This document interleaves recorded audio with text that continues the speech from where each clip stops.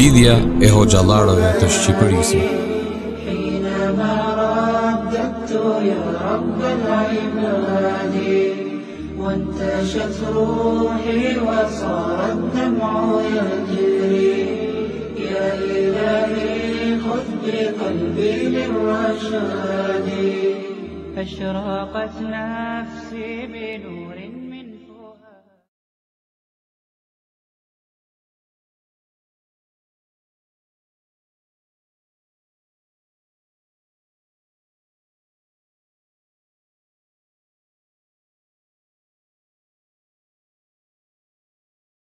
إن الحمد لله نحمده ونستعينه ونستغفره ونعوذ بالله من شرور أنفسنا وسيئات أعمالنا من يهده الله فلا مضل له ومن يضلل فلا هادي له وأشهد أن لا إله إلا الله وحده لا شريك له وأشهد أن محمدا عبده ورسوله يا أيها الذين آمنوا اتقوا الله حق تقاته ولا تموتن إلا وأنتم مسلمون يا أيها الناس اتقوا ربكم الذي خلقكم من نفس واحدة وخلق منها زوجها وبث منهما رجالا كثيرا ونساء واتقوا الله الذي تساءلون به والأرحام إن الله كان عليكم رقيبا يا أيها الذين آمنوا اتقوا الله وقولوا قولا سديدا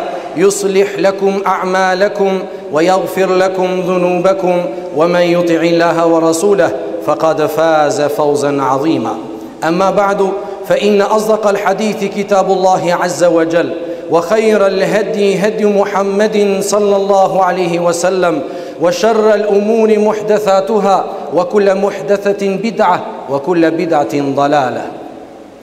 Të nderuar vëllezër dhe motra besimtare, transmetojnë Imam Buhariu dhe Muslimi gjithsecili prej tyre në Sahihun e tij, nga Abu Huraira i cili thot, ka thënë pejgamberi sallallahu alaihi wasallam, sab'atun yudhilluhumullahu fi dhilli arshihi yawma la dhilla illa dhilluh. 7 persona, pra 7 kategori njerëzish, do të jenë në hijen e arshit Allahu xhelle xhelalu, atë ditë kur nuk do të ketë hije tjetër përveç hijes së arshit të tij. Në këtë fillim hadithi pejgamberi Muhammed alayhi salatu wassalam na jep një panoramë të shkurtër të ditës së gjykimit, ku na tregon se njerëzit do të jenë shumica e tyre, pra do të jenë në siklet nga vapa përveluese e diellit që ka marrë urdhër nga Allahu subhanahu wa taala të afrohet te krijesat. Pra atë ditë të madhe për cilën Allahu i madhëruar në Kur'anin famëlar thot, yawma idhin yattabi'una da'iya la iwaja lahu wa khasha'atil aswatu lirrahmani fala tasma'u illa hamsa. Atë ditë njerëzit do të ndjekin thirrësin, pra do drejtohen për nga thirrësi i cili thret të grumbullohen të gjithë krijesat në një vend të caktuar, në një vend të vetëm. Zëra do të ulen dhe do të nështrohen para mëshirusit, para Allahut subhanahu wa ta'ala, dhe nuk do të dëgjohet vetëm si një zë i vogël. Një zë i vogël mund të jenë përshpëritje të vogla të njerëzve, ose siç kanë thënë disa komentues, mund të jenë dhe zëri që del vetvetiu nga lëvizjet e njerëzve apo hapet e tyre, sepse Allahu i madhëruar ja ka ndaluar të gjithë krijesave të flasin, vetëm nëse do na i t'i japi leje dikujt dhe të flas ditën e gjykimit. Në këto momente, për këto momente pejgamberi Muhammed alayhi salatu wassalam na tregon se njerëzit para se të fillojë llogaria do të jenë në sikletin e madh, pra sikur mos u mjaftonin gjunahet e shumta, do të jenë në sikletin e madh të vapës përveluese të diellit, së cilës Allahu subhanahu wa taala, edhe pse ndoshta ja ka shfuqizuar forcën që t'i shkrijë të gjithë krijesat, ja ka lënë akoma forcën diellit me afrimin të krijesat, në mënyrë që ata të përjetojnë ditën e Krismës së Madhe, ditën e llahtarshme, ditën e tmerrit, kur të gjithë do të çohen përpara Allahu xhelle xhelalu dhe do të japin llogari për gjithçka që kanë vepruar. Pejgamberi Muhammed alayhi salatu wasalam thot, 7 kategori njerëzish do të jenë në hijen e arshit Allahu xhelle xhelalu. Pra do të ketë një status të veçantë, duke i mbrojtur Allahu subhanahu wa taala nga kjo vapë shkatruese dhe përvoluese ditën e gjykimit. atë ditë kur nuk do të ketë hije tjetër përveç hijes së Arshit Allahu xhalla xhelal. E fillon hadithin pejgamberi alayhi salatu wasalam me fjalën e tij ku thot el imamu al adil, prisi i drejtë. Pastaj vijon pejgamberi alayhi salatu wasalam ku thot një i ri i cili është mësuar dhe është edukuar dhe është rritur me adhurimin ndaj Allahu subhanahu wa taala. Pastaj ai burr i cili zemrën e ka të lidhur me xhamiat ku adhurohet Allahu subhanahu wa taala, si dhe ata dy njerëz të cilët duhen për hir të Allahu xhalla xhelalu, takohen dhe ndahen për hir të kësaj dashurie, pra nëpërmjet dhe me këtë dashuri. Po ashtu pejgamberi alayhi salatu wasalam ka përmendur dhe atë burrin të cilin e ftoi një grua e bukur, që përveç bukurisë i ka dhënë Allahu subhanahu wa taala pozitë dhe pushtet, dhe i tha inni akhafu Allah, un kam frik Allahun xhalla xhelalu. Po ashtu pejgamberi alayhi salatu wasalam ka përmendur dhe atë njeri i cili i jep sadaka fshehurazi, saqë dora e majt nuk din sa ka dhënë e djatha. Dhe së fundi ka përmendur pejgamberi alayhi salatu wassalam njeriu i cili veçohet veç mas duhe kujtuar dhe përmendur Allahun subhanahu wa taala, saqë sytë e tij fillojnë të lutojnë. Këto janë 7 personat apo 7 kategoritë e njerëzve që do të jenë në hijen e Arshit Allahu xhalla xhelalu atë ditë kur nuk do të ketë hije tjetër përveç hijes së Arshit të tij. Ne sot në ditë xumaje do të mjaftohemi me një kategori të veçantë ku thot pejgamberi alayhi salatu wasalam shabun nasha'a fi ibadatillah, një i ri i cili është mësuar, edukuar dhe është rritur me adhurimin ndaj Allahut subhanahu wa taala. Pejgamberi alayhi salatu wasalam nga shumë kategori të tjera njerëzish ka veçuar rinin, sepse rinia është më rrezikuar dhe më kërcënuar nga sprova dhe sfidat e kohës. Nëse një i ri arriti t'ia hedhë sprovave dhe sfidave bashkohore, atëherë është destinuar të ketë një përfundim të mirë. Ndërsa një tjetër, i cili bëhet viktimë këtyre sprovave dhe merr një rrugë të gabuar, atëherë ai është i destinuar të ketë një përfundim të keq. Dini vëllezër besimtar se rinia është themeli dhe baza e një kombi. Rinia është e ardhmja dhe alternativa e një vendi. Nga rinia dalin dhe spikatën intelektualët, strategët, inxhinierët, mësuesit, politikanët. Nëse kjo rini do të jetë e rregullt, atëherë dhe e ardhmja e një kombi apo një vendi do të jetë e rregullt, do të jetë me sukses dhe me të ardhmen. Po ashtu dini vëllezër musliman se nëse rinia që në moshën e tyre pra të rinjt nuk do të jetë me principe dhe parime të shëndosha, atëherë dhe i kom dhe i vend do të ketë një të ardhme jo të sigurt. Transmeton Imam El-Khatib El-Baghdadi në një libër të tij që quhet El-Jami Al-Akhlaqi Rawi. Thot një ditë Hudhaifa ibn al-Yaman, Hudhaifa një nga sahabët e nderuar dhe të mëdhenj pejgamberit Muhammed alayhi salatu wassalam, ishte ulur një ditë bashkë me disa djemë të ri. Aty pari kaloi një person të cilit Hudhaifa i tha: "Ma yamna'uka an tujalisana?" Çfarë të ndalon ty të ulesh bashkë me ne? Ai në formë në vletësuese dhe përçmuese tha: "Janë pikërisht ata djemë të ri rreth teje që më bëjnë mua të mos ulem me ty." Atëherë Hudhaifa i nervozuar i tha: "A nuk e ke dëgjuar fjalën e Allahu xhalla xhelalu në Kur'an ku thot: Wa qalu sami'na fatan yadhkuruhum yuqalu lahu Ibrahim." Ne dëgjuam një djalosh, një djalë të ri që i kujtonte putat tan, puta që adhuroshin pra përveç Allahu xhalla xhelalu, edhe emrin ja thonin Ibrahim.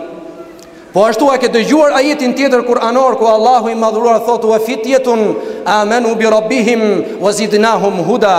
Dhe ata ishin djelmosh, ishin djemë të ri, të cilët besuan tek Zoti i tyre, i besuan Allahu xhalla xhelalu, dhe ne i përforcuam dhe i ashtuam udhëzimin ndaj tyre. Me këto dy ajete kuranore Hudhaifa donte t'i tregonte se i gjithë debati, e gjithë sakrifica që hoqi Ibrahimi alayhi salam me popullin e tij në mënyrë që të ktheshin tek besimi i vërtet, të ktheshin tek adhurimi i Allahut të vetëm, e përmendi emrin e Ibrahimit dhe përpara emrit tha ai ishte një djalë i ri. Po ashtu dhe ata 3 djemë të cilët, siç është komentim i gjatë në surën Kahf, u larguan nga populli i tyre dhe u futën në shpellë vetëm që të ruanin besimin e tyre, të ruanin adhurimin ndaj Allahu xhalla xhelalu të saktë dhe të shëndosh. Edhe megjithatë Allahu i tha ata ishin djemë të rinj. Ata ishin djelmosh, pra djemë të ri, edhe së fundi i drejtohet Hudhaifa atij personi: "Wa halil khairu illa fi shabab?" A nuk është mirësia e vërtet vetëm se tek rinia? A nuk është mirësia e vërtet vetëm se tek rinia? pra e ardhme një vendi edhe ardhme një kombi varet nga fuqia potenciale e rinis. Nëse rinia është e rregullt, vendi do shkoj në rregull dhe me sukses. Dini vëllezër musliman se po të bëjmë një pyetje. A është rinia jonë shqiptare e tillë sa ne të shpresojmë të ardhmen tonë? Shumë shkurt do të jap vetëm disa statistika. 35% e rinisë shqiptare u largua nga adheu në fillimin e viteve, me eksodin e fillim viteve 90, ku 0.05% e tyre ndoqën studimet. Pra shumica e tyre vetëm shkuan për hall dhe për punë, mos themi po ashtu që shumica e tyre u asimiluan në vendet ku shkuan. Ajo rini që mbeti, apo ajo që u zhvilluar deri në ditët e sotme, 10% e rinisë së sotme konsumojnë rregullisht llojet e ndryshme të drogës, hashashin deri në heroin dhe kokain, llojet nga më të ndryshme të drogës. Mbi 50% e rinisë shqiptare konsumojnë rregullisht duhanin dhe pijet alkolike, ndër të cilët 20% e tyre e tejkalojnë masën. Çka do thotë që në shkallë kombëtare 10% e rinisë shqiptare rrezikojnë të përfundojnë në pijanec. 26% e rinisë shqiptare kanë mbetur vetëm me 8 vjeçare. Për shkak të tyre apo për shkaqe të tjera nuk është shumë e rëndësishme. E rëndësishme është që një përqindje e lartë ata nuk kanë mundur të ndjekin studimet e tyre. Po të përmendim dhe përqindjet e tjera apo probleme sociale dhe morale të rinisë tonë, atëherë del se gjendja është tepër kritike. Gjendja është tepër kritike, tregu i librit është në krizë. Shkolla dhe universitetet tona rrethohen jo nga lulishte shplodhëse, por nga klube, restorante dhe lokale nga më të ndryshmet. Rinia jonë, studentët tanë, më shumë frekuentojnë kafenet se sa bankat e shkollave. Rinia jonë, kohën e artë të tyre e kalojnë në aventura edhe në shpenzime pa kriter. E pra, a mendohet që kjo rini do t'i japi një të ardhme të fuqishme kombit ton, popullit ton, aq më tepër fesë ton, islamin në të troje? Atëherë përfundimi del se nëse nuk bëhet punë e madhe me këtë rini, atëherë përfundimi me gjithmend është i keq. Ndërkohë, pejgamberi Muhammed alayhi salatu wassalam na tregoi qartë se një i ri i cili është mësuar, edukuar dhe rritur me adhurimin ndaj Allahut subhanahu wa taala, do të jetë në hijen e arshit Allahu xhelle xhelalu, ditën e gjykimit, atë ditë kur nuk do të ketë hije tjetër përveç hijes së arshit të tij. Me këtë lloj hadithi pejgamberi alayhi salatu wassalam don t'i jap një lloj zgjidhje rinis ku do qofshin ata në të gjitha vendet e botës, sepse boshllëkun shpirtëror, atë qetësinë shpirtërore që kanë humbur dhe nuk përjetojnë shumica rinis, duan ta gjejnë në aventura, duke kaluar nga një aventurë në një tjetër, nga një dëfrim në një dëfrim tjetër, pa e kuptuar se dëfrimit e kësaj bote janë thjesht iluzione mashtruese dhe boshllëku shpirtëror nuk mbushet vetëm nëse krijesa lidhet me krijuesin. Vetëm nëse njeriu i nënshtruar ndaj Allahu xhelle xhelalu pranon të besoj, ti nështrohet me adhurime, me përkushtime atë që ka krijuar të plot fuqishmin Allahun subhanahu wa taala. Andaj dhe në një hadith tjetër pejgamberi alayhi salatu wassalam, që transmeton Imam Buhariu dhe Muslimi gjithsecili prej tyre në sahihun e tij, nga Abdullah ibn Mas'udi, thot pejgamberi sallallahu alaihi wasallam: "Ya ma'shara ash-shabab, man istata'a minkum al-ba'ata falyatazawwaj, fa innahu aghaddu lil-basar wa ahsanu lil-farj." O ju rini, thot, kush të mundet prej jush le të martohet, sepse ajo është më e mirë për shikimin, është më e ruajtur për shikimin e tij, edhe e ruan më së miri, thot, organet e tij. Pastaj thot: "Fa in lam yastati' fa alayhi bisawm fa innahu lahu wija." Thot, nëse nuk mundet ta veproj këtë, atëherë thot le të agjëroj, sepse agjërimi për të është mburoj. Çka do thot se zgjidhja profetike, urtësia që i ka dhënë Allahu xhelle xhelalu pejgamberit ton Muhammedit alayhi salatu wasalam, është s'po themi alternativa e vetme, por është alternativa më e mirë dhe zgjidhja më e mirë që njeriu të fitojë kënaqësinë shpirtërore, qetësinë shpirtërore të humbur në këto dëfrime dhe iluzione mashtruese të dynjas, vetëm nëse krijesa lidhet me atë që krijoi, me Allahun subhanahu wa taala.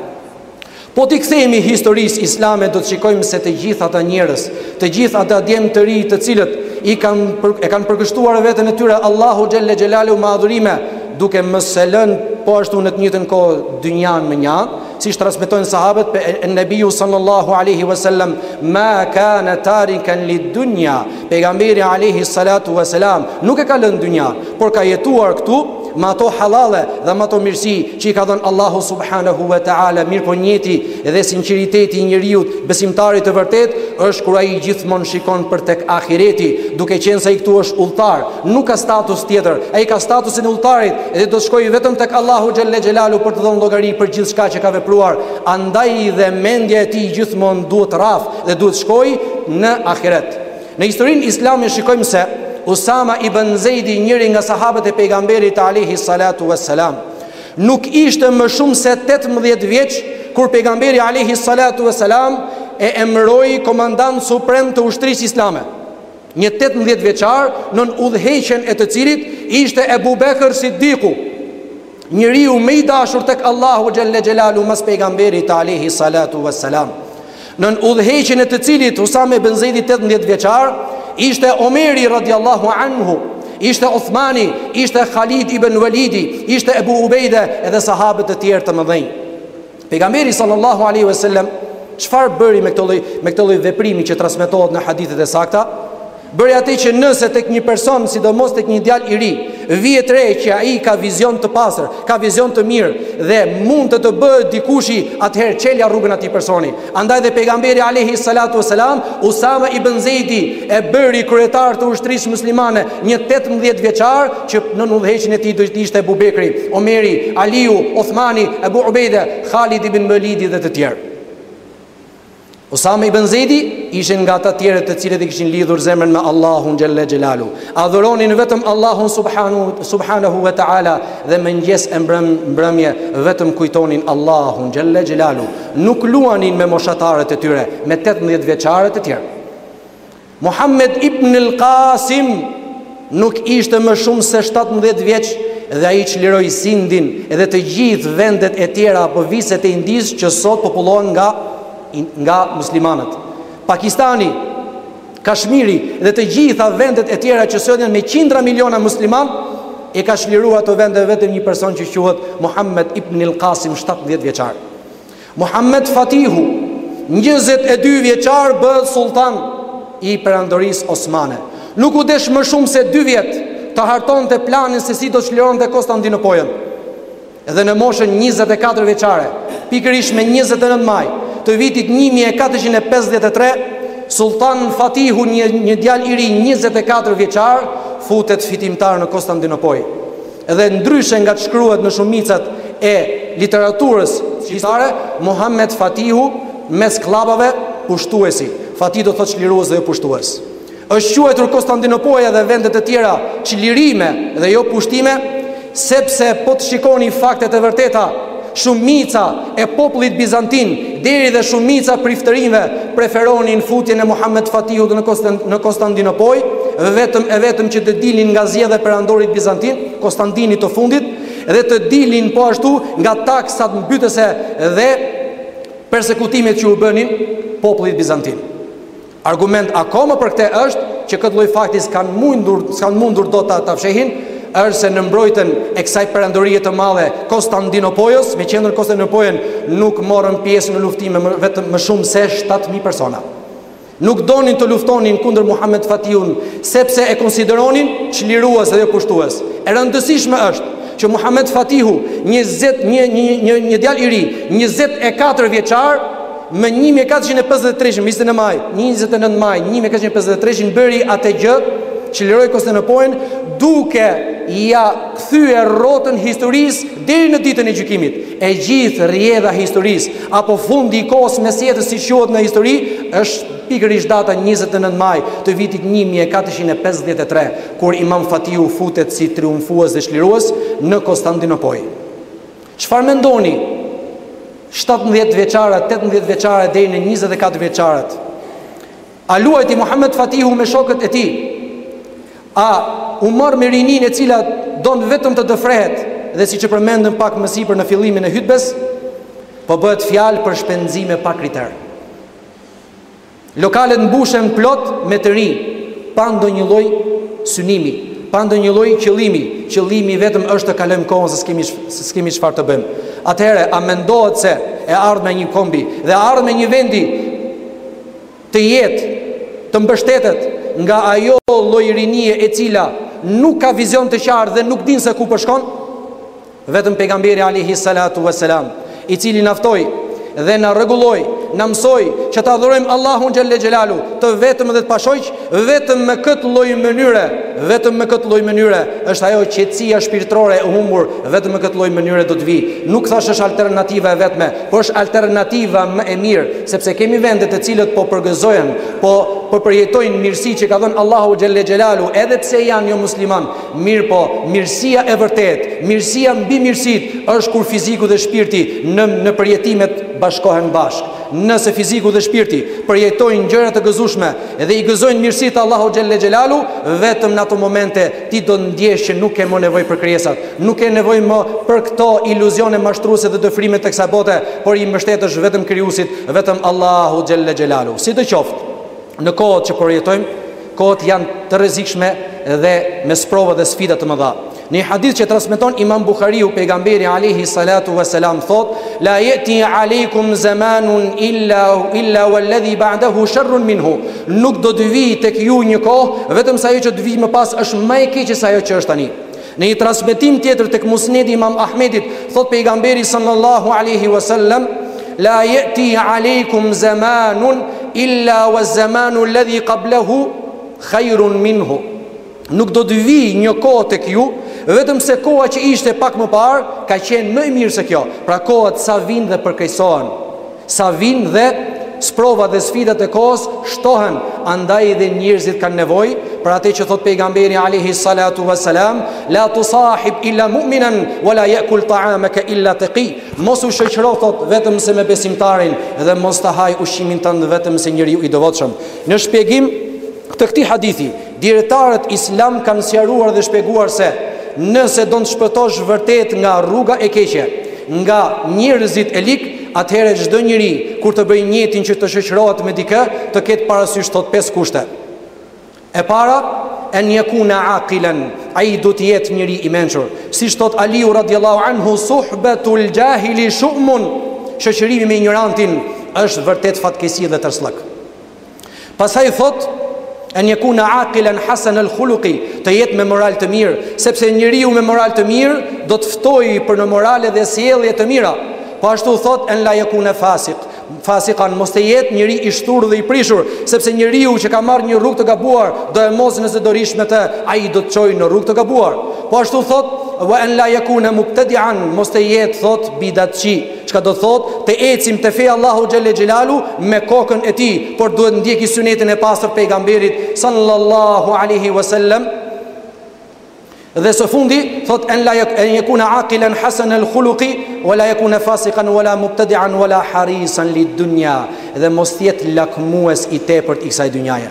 Lakmues i tepërt është ai person i cili don sa më shumë të shtojë, nuk ka qejf të jap sadaka, nuk ka qejf të japin zakatin. Pse? Sepse lakmia e tepërt në zemrën e tij e ka bërë dorë shtrënguar. Çka do thotë që ky njeri nëse shoqërohesh me te, do të bësh dhe ti se ai dorë shtrënguar dhe do të gjesh një rrugë të gabuar. Nëse do ta shtrëngosh dorën, atëherë përfundimi do të jetë i keq. Të gjitha këto 5 kategori që dietarët në shpjegim të hadithit ku thot pejgamberi alayhi salatu wasalam: la tusahib illa mu'minan wala yakul ta'amaka illa taqi, mos u shoqëro vetëm se me besimtarin dhe mos të ushqehet me ushqimin tënd vetëm se i devotshmi, janë shpjegimi i këtij hadithi. Pra njeriu duhet shikojë mirë se kë shoqëron në mënyrë që të paktën të ketë mundësi të heqë gjysmën e të keqes, sepse gjysma e vërtet edhe e madhe është vetëm adhurimi ndaj Allahu xhelle xhelalu, besimi tek ai i cili ka krijuar. Aqulu qawli hadha wastaghfirullaha al-azim innahu huwal ghafurur rahim.